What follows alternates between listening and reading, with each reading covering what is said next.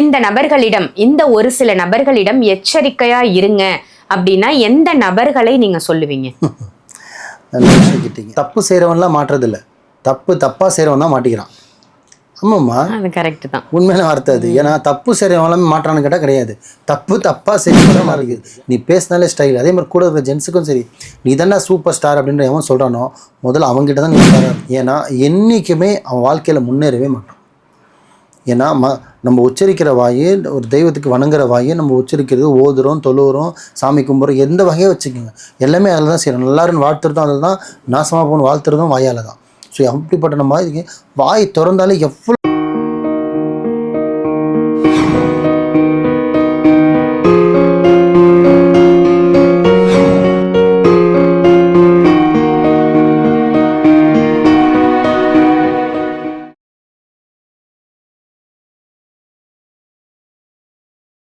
நேயர்கள் அனைவருக்கும் அன்பான வணக்கங்கள். இன்னைக்கு நம்ம யாரை சந்திக்க வந்திருக்கோம் அப்படின்னு பாத்தீங்கன்னா மாலிக் குருஜி அவர்களை தான் சந்திக்க வந்திருக்கோம். வணக்கம் குருஜி.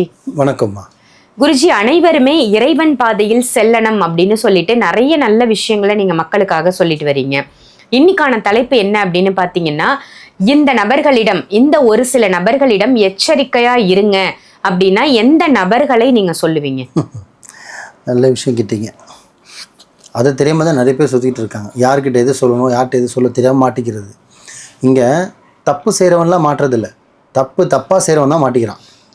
ஆமாம்மா, அது கரெக்ட் தான், உண்மையான வார்த்தை அது. ஏன்னா தப்பு செய்கிறவங்களாமே மாற்றான்னு கேட்டால் கிடையாது, தப்பாக செஞ்சு மட்டும் மாட்டிக்கிறது. ஏன்னா வலிச்சதெல்லாம் மன சொல்கிறது, வந்ததெல்லாம் பால்ற மாதிரியே வெள்ளையாக இருக்கிறது எல்லாமே நம்ம ஆளுக்கு வந்து இதெல்லாமே உண்மை, இவன்கிட்ட சொன்னால் இது ஒரு ரகசியமாக இருக்கும்னு வச்சு உண்மையை சொல்லிவிட்டு அதே அவங்களுக்கு வினையாயிடுது. ஸோ அதை வந்து பார்த்திங்கன்னா இப்போ இருக்கிற ஜென்ரேஷனில் வந்து யாரும் ஜட்ஜ்மெண்ட்டே பண்ண முடியாதுமா. ஏன்னா எல்லாருக்குள்ளேயும் ஒரு நடிகர் இருக்கான், எல்லாருக்குள்ளேயும் 2 கமலஹாசனோ 2 சிவாஜி சார் இருக்கிற மாதிரி எல்லாருக்கிட்டையுமே இருக்கான், ஆணுக்கிட்டையும் சரி பெண்ணுக்கிட்டையும் சரி. முதல்ல வந்து பார்த்திங்கன்னா ஒரு சிம்பிளாக ஒரு 5 பேர்ட்ட சொல்கிறேனே. முதல்ல வந்து உங்களை யார் உயர்த்தி ரொம்ப பேசுகிறானோ, நீ தாண்டா சூப்பர், நீ தாண்டா வேறு லெவலு, செம்மையாக இருக்கீங்க, சூப்பராக இருக்க, அழகாக இருக்க, உன் புடவை நல்லா இருக்குடி, உன் ட்ரெஸ்ஸு நல்லா இருக்குது, நீ பேசினாலே ஸ்டைல். அதே மாதிரி கூட இருக்கிற ஜென்ஸுக்கும் சரி, நீ தானே சூப்பர் ஸ்டார் அப்படின்ற எவன் சொல்கிறானோ முதல்ல அவங்ககிட்ட தான் நீ உஷாராக இருக்கணும். ஏன்னா அவன் தான் உனக்கு கூட பலனுன்றான்னு அர்த்தம். நான் சொல்கிறது புரியுதுங்களா? உங்களை யார் உயர்த்தி ரொம்ப பேசுகிறானோ அவன் அப்படியே பள்ளத்தில் போட போகிறான்னு அர்த்தம். அவங்ககிட்ட முதல்ல உஷாராக இருங்க. 2வது, நம்மளை பார்த்தாலே இந்த இங்கிலீஷில் ஜெலிஸ்ன்னு சொல்லுவாங்க, பொறாமைன்னு சொல்லுவாங்க. நம்ம ஆணாகட்டும் பெண்ணாகட்டும், நம்ம கூட பழகிற ஆளுங்களும் சரி, இல்லை நம்ம எதிர்க்க இருக்காலும் சரி, நம்மக்கிட்ட ரொம்ப பொறாமைப்படுறாங்க. அவங்க பேச்சிலே தெரியும். நமக்கு கூட தான் இருப்பாங்க, நம்ம கூட ட்ராவல் பண்ணுவாங்க. ஆனால் அவங்க பொறாமைப்படுறது நம்ம பார்த்தாலே தெரியும். அப்படி கொஞ்சம் பொறாமைப்படும் போதே அவங்கள விட்டு தயவு செஞ்சு நீங்கள் விலகிறீங்க.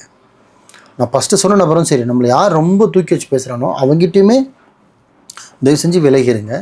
யார் உங்களை ரொம்ப பொறாமைப்படுற மாதிரி பேசுகிறான், அவன் கண்லேயே, சில பேர் வார்த்தையை திறந்து தான் பொறாமல் இல்லை, கண்லேயே தெரியும், இவன் அப்படி வாழ்கிறானே, இவங்ககிட்ட எல்லாமே இருக்குது, நம்மகிட்ட எதுவுமே இல்லை மாதிரி போடுவாங்க. அந்த மாதிரி ஆள்கிட்ட ஃபஸ்ட்டே கட் பண்ணுறேன். ஏன்னா எப்படியும் ஒன்று கட் பண்ண தான் போகிறான், எப்படியும் நீங்கள் பிரிவே தான் போகிறீங்க, ஆயுசு முழுக்க ஒன்றா இருக்க போதில்லை. ஏன்னா அவன் எப்பவும் அவனோட பல்லு வெளியில் வந்துடும்.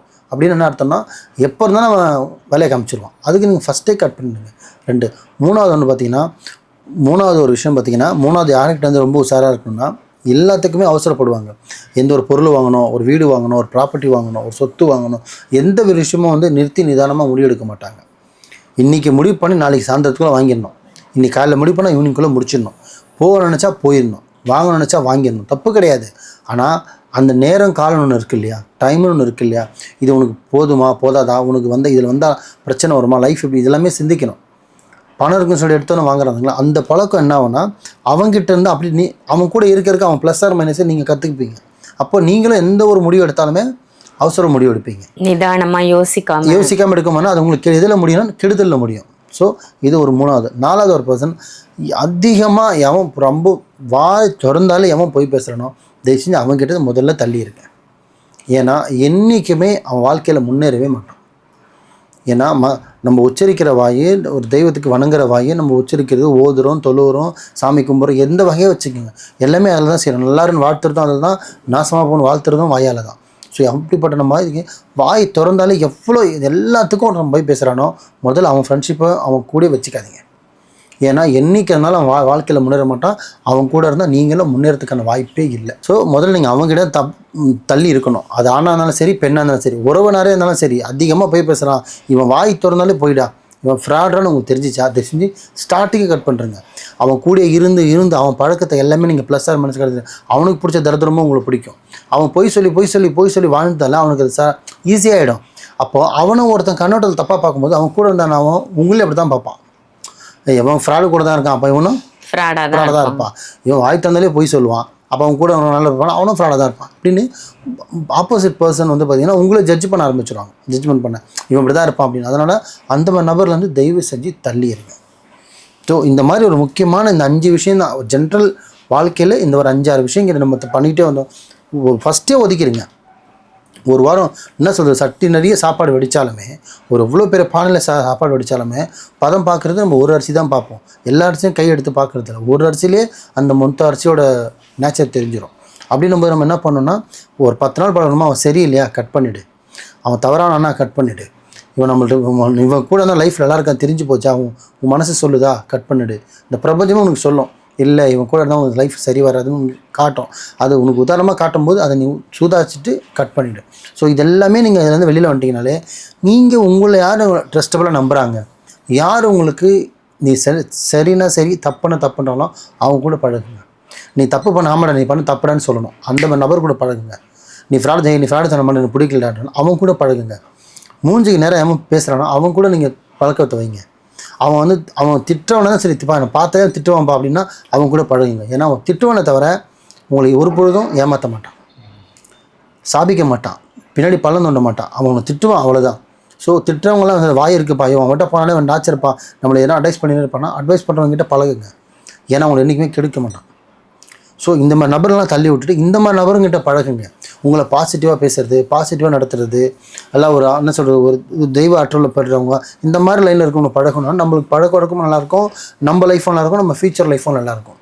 ஸோ தவறான கூட பழகனாங்கன்னா நம்ம லைஃப்பும் தவறாக தான். எல்லாருக்குமே ஃப்ரெண்ட்ஷிப் இருக்காமா, ஒரு ஃப்ரெண்ட்ஷிப்பில் ஒரு 10 பேர் கேங்கில் இருக்காங்கன்னா அந்த 10 பேர் 2 பேராவது நான் சொன்ன குவாலிஃபிகேஷன் இருக்குமா இருக்காது? இருக்கும், கண்டிப்பா 200% எல்லாருமே பெஸ்ட் அப்படின்னு சொல்ல முடியாது. 10 பேர் 2 பேர் குவாலிஃபிகேஷன் தப்பா இருந்தா அந்த 2 பேர் முதல்ல கட் பண்ணுங்க.